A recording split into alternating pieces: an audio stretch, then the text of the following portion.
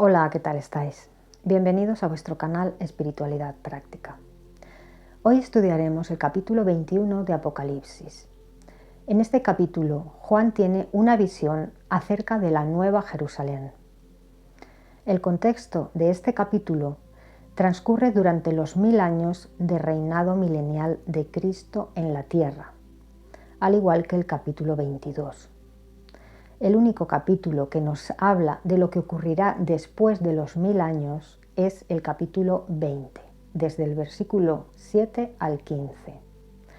Así lo indica Apocalipsis 27, diciendo: ahora bien, luego que hayan terminado los 1000 años, Satanás será soltado de su prisión, rodea la ciudad santa junto con miles de personas, a las que se llama Gog y Magog, al igual que en el Antiguo Testamento, porque vienen de lugares lejanos a Jerusalén, desde los 4 ángulos de la tierra, con la intención de dar un golpe de estado en Jerusalén y hacerse con el poder junto a Satanás. Pero cae fuego del cielo y los devora a todos. Y Satanás por fin es echado al lago de fuego donde estaban el anticristo y el falso profeta. Después ocurre el juicio del gran trono blanco, de cuya presencia huyen el cielo y la tierra. Ocurre esta transformación de la materia en energía, tanto de los que queden vivos sobre la tierra como del planeta Tierra en conjunto, para equipararse a los que serán resucitados y juzgados por el gran trono blanco, que serán como ángeles en el cielo, con cuerpos inmateriales. Finalmente, tanto la muerte como el Hades, como cualquiera que no se halle inscrito en el libro de la vida, serán destruidos para siempre. El capítulo 21 de Apocalipsis, como muchos otros, no guarda una cronología con el anterior. No es una continuación del capítulo anterior. Si fuese así, lo que narra Juan en el capítulo 21 y 22 ocurriría en el cielo, donde no existe la materia, pero hay muchos indicios donde vemos que no es así. Veremos que el capítulo 21 y 22 transcurren en el reino de los cielos sobre la tierra. Leamos Apocalipsis 21:1. Y vi un nuevo cielo y una nueva tierra, porque el cielo anterior y la tierra anterior habían pasado, y el mar ya no existe. Bien, recordemos que la tierra en Apocalipsis sufre 2 transformaciones. ¿Cómo sabemos a cuál de ellas se refiere este capítulo? Muy fácil, leyendo el contexto. Como hemos dicho, el contexto de Apocalipsis 20, desde el versículo 7 al 15, transcurre después de los 1000 años. Por lo tanto, cuando habla de la nueva tierra en el capítulo 20, versículo 11, se refiere a la nueva tierra, la tierra ya transformada de materia a energía, para que sea igual a los resucitados, que serán inmateriales como los ángeles en el cielo. Pero leamos Apocalipsis 20:11. Dice: y vi un gran trono blanco, y al que estaba sentado en él. De delante de él huyeron la tierra y el cielo, y no se halló ya lugar para ellos. No se halló lugar para ellos porque todo ha de dar un salto vibracional, tanto la tierra como el cielo. Vibrarán más alto, por lo tanto la materia terrestre se transformará en energía. No tendría ningún sentido que personas resucitadas en cuerpos espirituales vivieran en una tierra material. El hogar de los seres espirituales es celestial, no terrenal. Esto en el capítulo 20. En cambio, en el capítulo 21 de Apocalipsis, el contexto transcurre en la tierra, en la Nueva Jerusalén, que desciende a la tierra. La tierra y el cielo, dice en Apocalipsis 21, que habían pasado. Esta tierra y este cielo que dice en Apocalipsis 21 que habían pasado es la tierra y el cielo que tenemos hoy en día en la actualidad, que será regenerada por Cristo después de su segunda venida, para que podamos disfrutar de un paraíso en la tierra durante 1000 años. La materia solo perdurará 1000 años. Si no fuese así, no especificaría que ese reino dura 1000 años. Sería un reinado continuo de duración indefinida para la materia, donde reinarían el Padre y el Hijo. Ese periodo de 1000 años es un periodo de transición de la materia a la energía. Se nos dice que la muerte será eliminada después de los 1000 años. ¿Por qué? Porque lo que es corruptible, los cuerpos físicos de carne y sangre hechos de materia, serán transformados a cuerpos incorruptibles, espirituales, inmortales, después del milenio. Al igual que inmortales y espirituales serán los cuerpos de los resucitados después del milenio, los juzgados por el gran trono blanco. Y cuando dice el mar ya no existe, se refiere a que en la nueva tierra, entre el pueblo de Dios y durante los 1000 años, no habrá masas de gente agitadas como el mar que se manifiesten contra el gobierno de Cristo y su esposa. En cambio, esto sí sucederá después de los 1000 años, cuando Satanás sea soltado e incite a todas las naciones a la rebelión. La comparación de las masas de gente agitadas en rebelión, como el mar, la encontramos en Isaías 57:20. Dice: pero los inicuos son como el mar que está siendo agitado, cuando no puede calmarse, cuyas aguas siguen arrojando alga marina y fango. No hay paz, ha dicho mi Dios, para los inicuos. Leamos Apocalipsis 21:2. Dice: vi también la santa ciudad, la nueva Jerusalén, que descendía del cielo desde Dios, y preparada como una novia, adornada para su esposo. Este versículo es una prueba de que sí habrá una nueva Jerusalén en la tierra. Dice que la santa ciudad descendió del cielo desde Dios. ¿A dónde? A la tierra.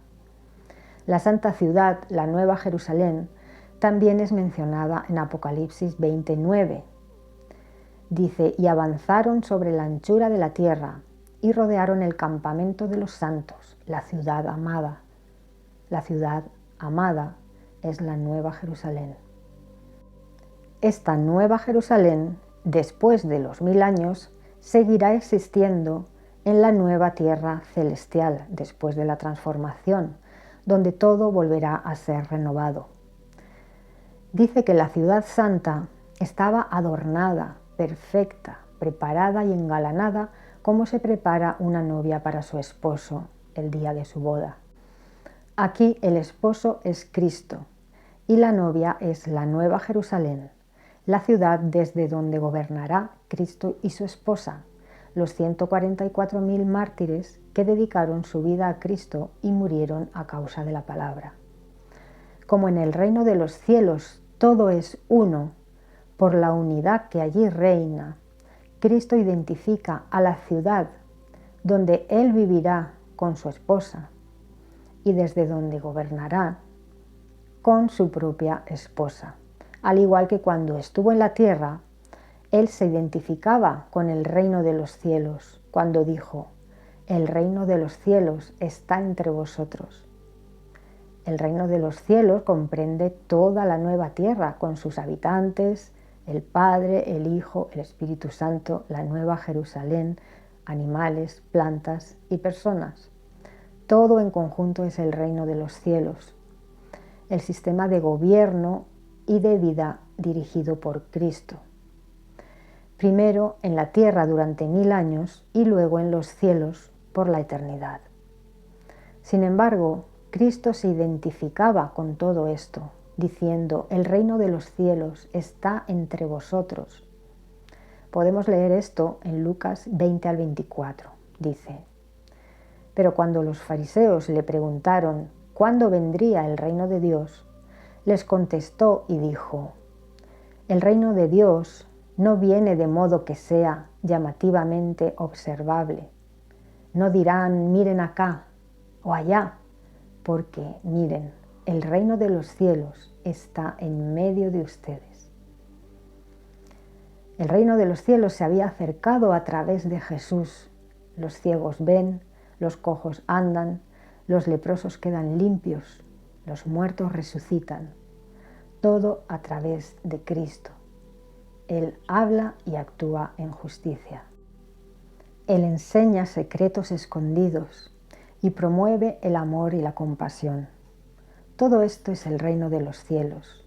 El propio Cristo es el reino de los cielos manifestado. Leamos Apocalipsis 21, 3 y 4. Dice: con eso oí una voz fuerte desde el trono decir: mira, la tienda de Dios está con la humanidad, y Él residirá con ellos, y ellos serán sus pueblos, y Dios mismo estará con ellos, y limpiará toda lágrima de sus ojos, y la muerte no será más, ni existirá ya más lamento, ni clamor, ni dolor. Las cosas anteriores han pasado. Una vez más, la voz de Cristo sale del trono para decir que la tienda de Dios está con la humanidad, en la tierra. Las tiendas eran las moradas donde vivían los hebreos en el desierto cuando salieron de Egipto. La tienda de Dios es la morada de Dios, su reino, su gobierno. Dios está con su pueblo y le ofrece toda su protección, su justicia y su amor.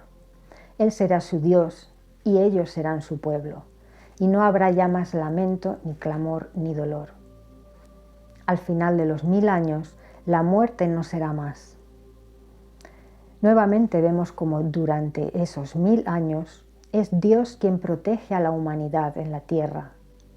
Todavía no se ha producido la transformación de materia en energía y la ascensión al cielo, donde seremos como los ángeles inmateriales. Seguimos leyendo Apocalipsis 21, 5 al 7. Dice: y aquel que estaba sentado en el trono dijo: mira, voy a hacer nuevas todas las cosas. También dice: escribe, porque estas palabras son fieles y verdaderas. Y me dijo: han acontecido. Yo soy el Alfa y la Omega, el principio y el fin. A cualquiera que tenga sed, le daré de la fuente del agua de la vida gratis. Cualquiera que venza, heredará estas cosas, y yo seré su Dios, y él será mi hijo. Aquí el que habla es el Padre, el que está sentado en el trono. ¿Ves la diferencia? Cuando habla Cristo, que está sentado a la diestra del Padre, a veces se dice que está en medio del trono. Se dice: oí una voz desde el trono decir, o salió una voz desde el trono. Pero cuando dice aquel que estaba sentado en el trono, se refiere a Dios Padre. De hecho, en el versículo 7 dice: y yo seré su Dios, y él será mi hijo. El Padre, a través de Cristo, hace nuevas todas las cosas, para que la tierra vuelva a ser como era en el principio, en la fundación del mundo, un hermoso vergel. Dios dice que dará de beber de fuentes de agua de vida gratis al que venza. Una vez más nos recuerda que hemos de seguir su ejemplo y dar gratis a nuestros hermanos del agua de la vida, que es la palabra de Dios. Cuando alimentéis a las ovejas, a los seguidores de nuestro Señor Jesucristo, sedientas de las enseñanzas de su palabra, por favor, hacedlo gratis, como Cristo lo mandó. Él dijo: seréis mis amigos si hacéis lo que os mando. Y Él mandó dar gratis lo que se os ha dado gratis. No cobréis por predicar la palabra. Se os ha dado gratis a vosotros. Estamos sirviendo a Cristo. Nuestro salario es un denario que Él, Cristo, acordó con nosotros. Es la herencia de la vida eterna, la vida en el reino de los cielos. Si cobras por predicar la palabra, cuando Cristo venga en su segunda venida y separe a las ovejas de las cabras, dirá a los que han cobrado por servirle: tú ya estás pagado, tú ya has cobrado por tu servicio. Voy a dar el denario acordado a los que no han cobrado todavía. Cobrar por enseñar las Escrituras es algo que se ha normalizado, pero no es lo que Jesús nos mandó que hiciésemos. Piénsalo bien. Dios dará de este agua de la vida gratis al que venza. Sabemos que en los últimos días el anticristo lanzará una gran campaña de persecución contra los cristianos y contra todo aquel que no lo apoye a él y a su sistema de nuevo orden mundial. Impondrá la marca de la bestia y nadie podrá comprar ni vender sin ella. El anticristo considerará una amenaza a todo aquel que se oponga a su sistema de comprar y vender con seguridad y mandará matarlo. Así pues, para vencer al anticristo y a su sistema, que irá en contra de todo lo que se llame Dios, hemos de tener mucha fe, mucha perseverancia y mucho discernimiento. Discernimiento para identificar a este individuo, al anticristo, y no dejarnos engañar por él, porque tendrá mucho éxito y la mayoría de la gente le seguirá y le apoyará, a pesar de ser un asesino, igual que sucedió con Hitler. El anticristo convencerá a la gente de que es necesario eliminar a los que suponen un peligro para el sistema ideado por él, haciendo creer a la gente que los cristianos son un peligro para el resto de la población, y se le permitirá masacrar a millones de personas por 42 meses, 3 años y medio. El que venza y no consienta ponerse la marca de la bestia, aunque su vida esté en peligro, obtendrá vida eterna en un paraíso.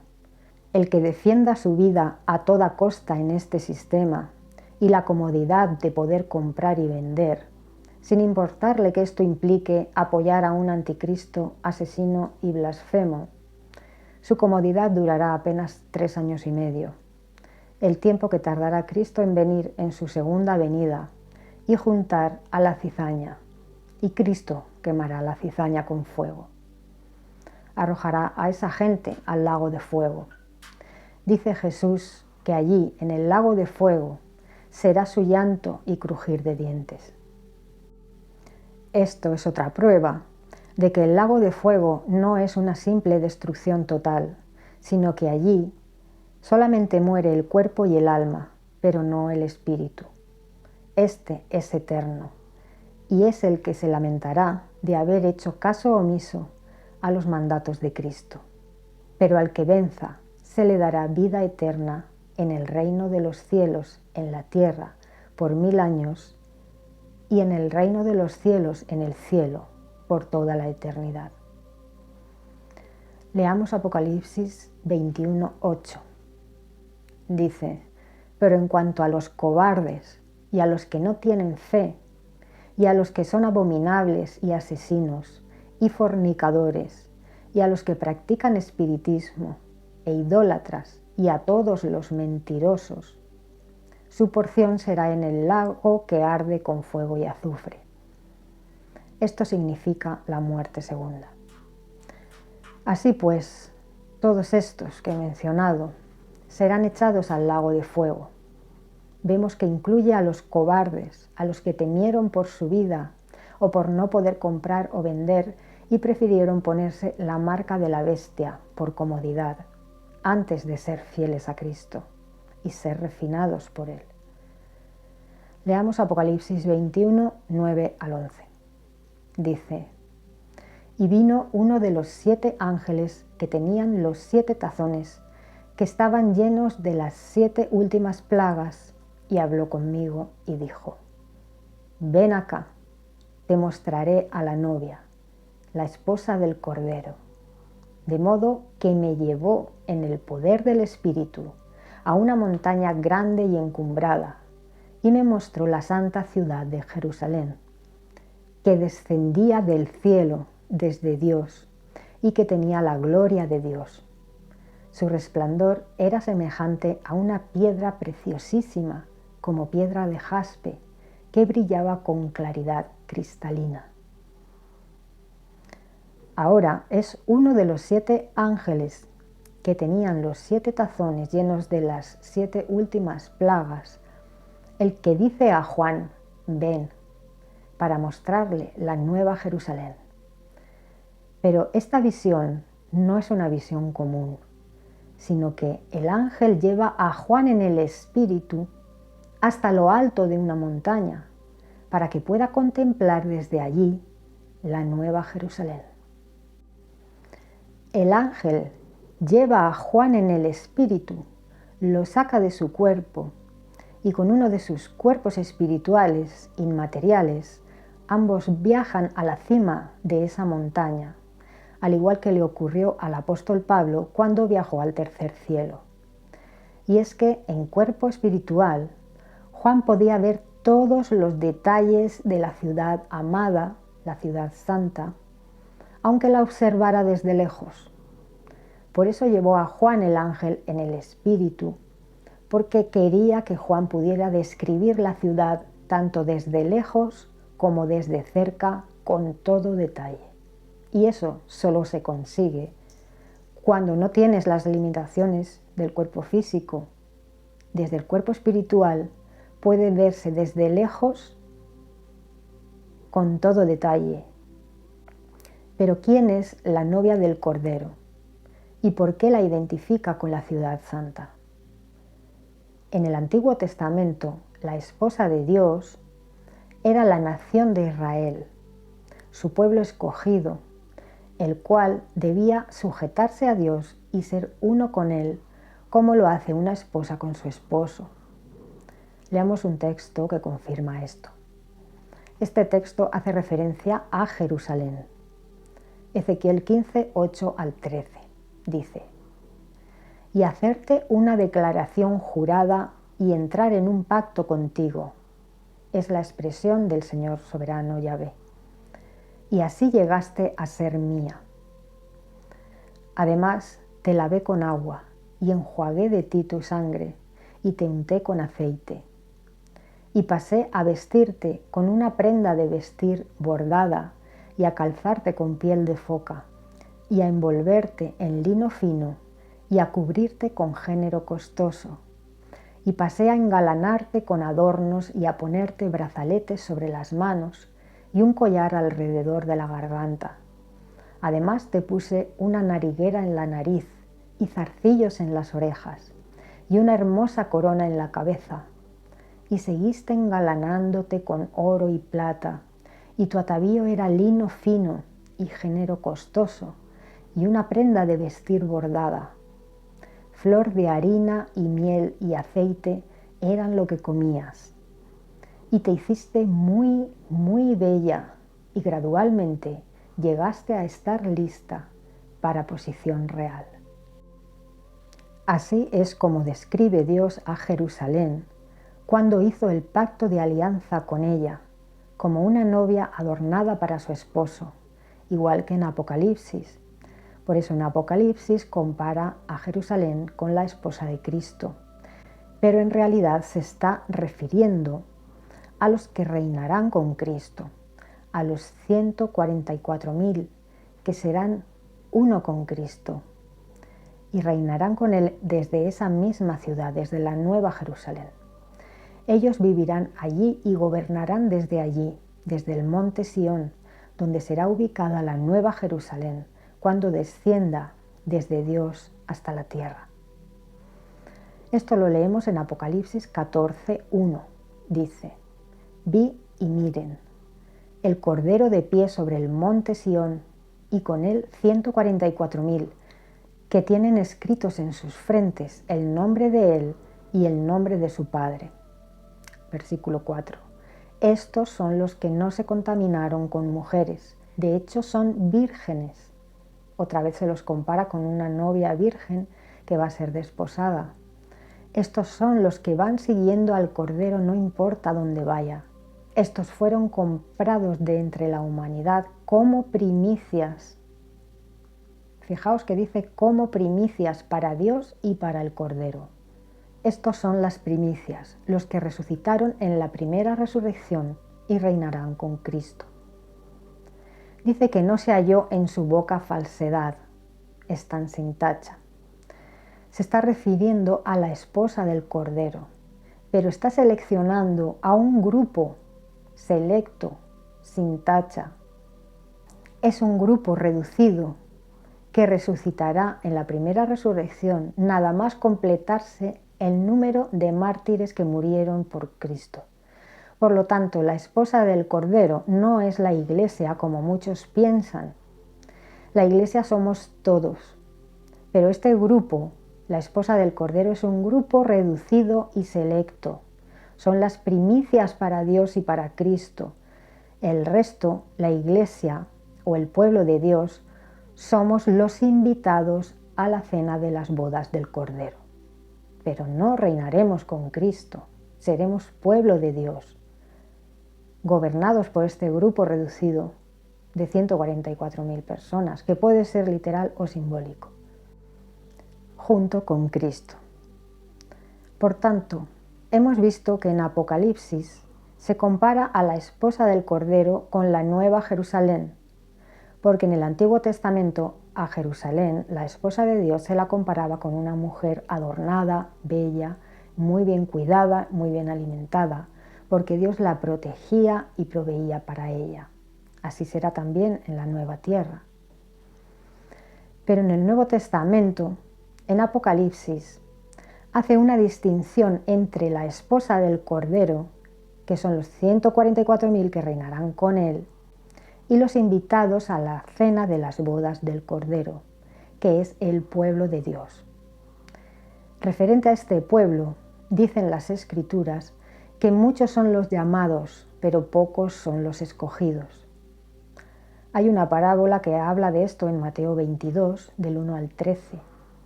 Aquí se explica que todo el que no lleve la ropa adecuada para la boda será echado afuera.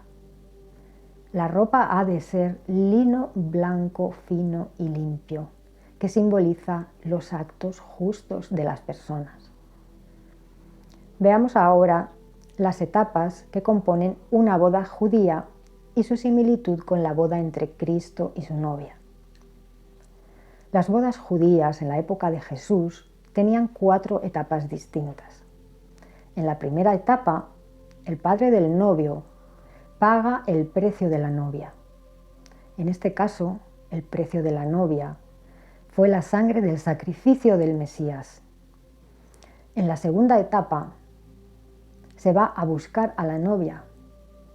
Un largo periodo de tiempo puede pasar entre la primera y la segunda etapa. En una boda judía, más o menos es 1 año. En la boda de Cristo han transcurrido ya 2000 años desde su sacrificio. Solo falta que se complete el número de siervos que dieron la vida por él, al igual que Cristo la dio por ellos. Estos 144.000 reinarán con él. Han dedicado su vida entera al servicio a Cristo, están sin tacha y han dado su vida por causa de predicar la palabra. En la segunda mitad del reinado del Anticristo, cuando comience la gran tribulación a los cristianos, se completará este número de 144.000 que puede ser literal o simbólico.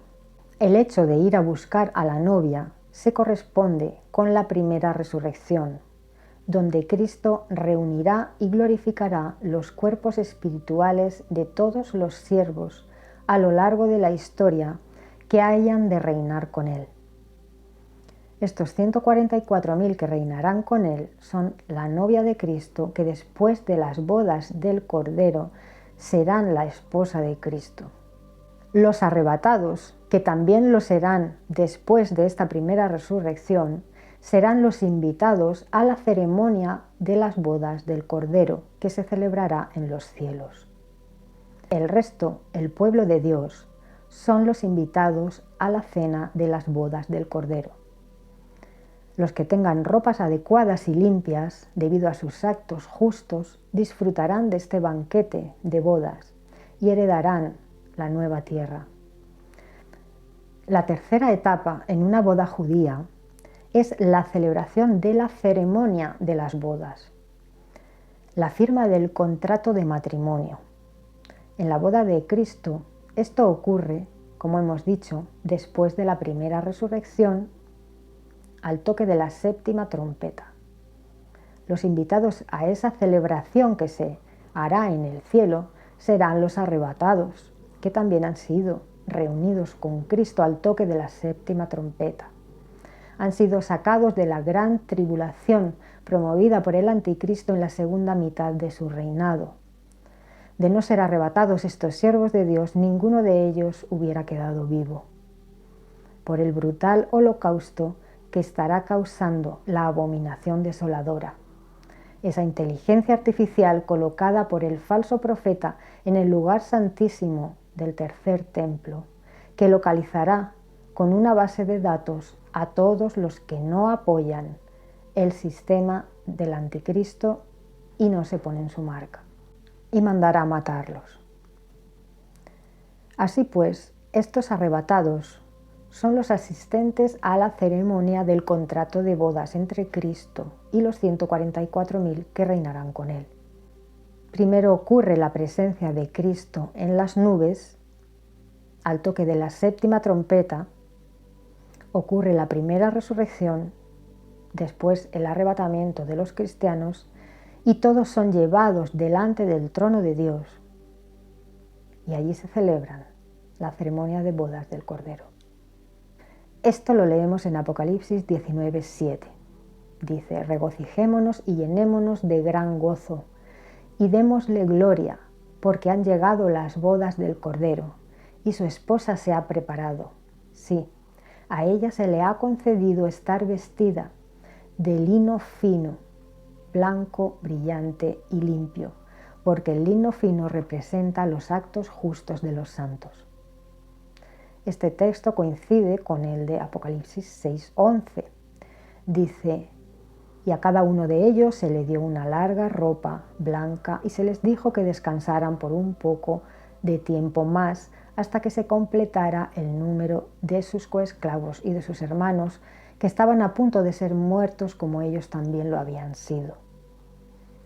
Cuando llegamos al capítulo 19, a las bodas del Cordero, poco antes de la segunda venida de Cristo, ya se ha completado ese número de mártires en Cristo, y eso será durante la gran tribulación, durante el tiempo de angustia para Jacob. Y esto será al toque de la séptima trompeta, durante la gran tribulación. La cuarta etapa es el banquete de las bodas del Cordero. Este banquete se celebrará en la nueva tierra. A él asistirán una gran muchedumbre que no se puede contar, la de Apocalipsis 7, los que fueron sellados en su frente por el ángel antes del juicio de las trompetas, para que las plagas de estos juicios no afecten al pueblo de Dios. Porque los que somos de Cristo todavía estaremos en la tierra durante los juicios de las trompetas. Por eso se nos sellará en la frente, para que no nos afecten esas plagas. Esto lo vemos claramente en Apocalipsis 9:4. Durante el toque de la cuarta trompeta, cuando se sueltan a los demonios del abismo para que dañen a los hombres durante 5 meses, dice el versículo 4. Y se les dijo a estos demonios semejantes a langostas que salieron del abismo como una nube negra de langostas. Se les dijo que no dañaran la vegetación de la tierra, ni ninguna cosa verde, ni ningún árbol, sino solo a los hombres que no tienen el sello de Dios en la frente.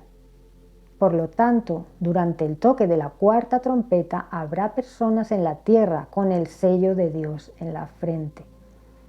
Si os dais cuenta, los pretribulacionistas nunca leen este texto porque no les cuadra.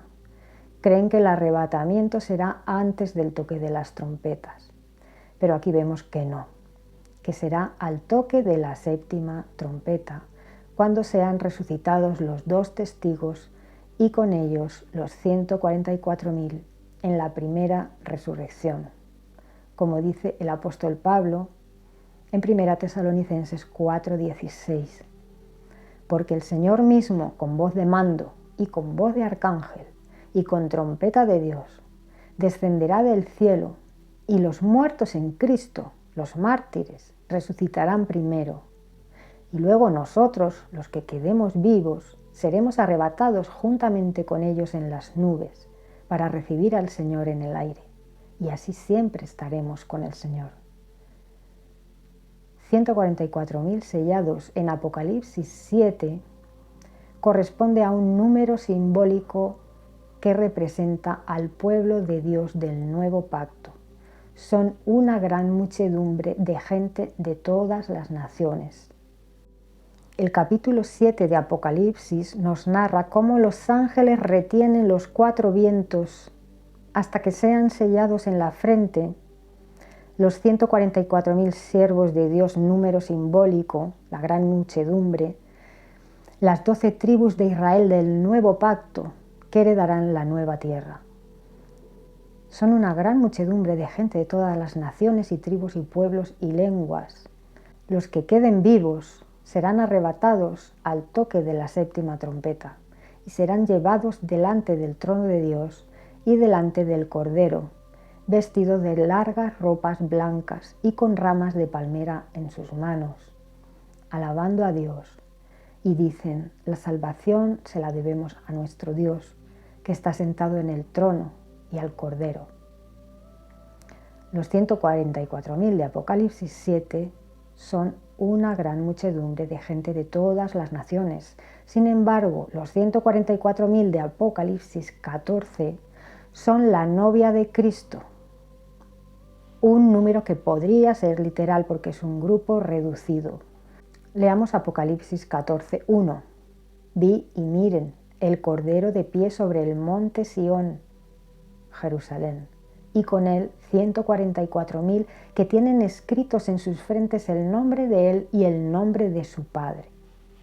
No se dice que tienen un sello en la frente, como los del capítulo 7, sino que tienen algo mucho más íntimo y personal en relación con el Padre y el Cordero. Tienen escrito el nombre nuevo de Cristo y de su Padre, porque les pertenecen como una esposa pertenece a su esposo, y serán uno solo, como cuando un hombre se une a su mujer. Reinarán juntos sobre la nueva tierra, desde Sión, desde la nueva Jerusalén. Hasta aquí el vídeo de hoy. Espero que os haya sido útil la información. Tenéis toda la simbología en el desplegable del vídeo. Hasta el próximo capítulo, la segunda parte de Apocalipsis 21, donde se describe con detalle la nueva Jerusalén. Un abrazo, chao.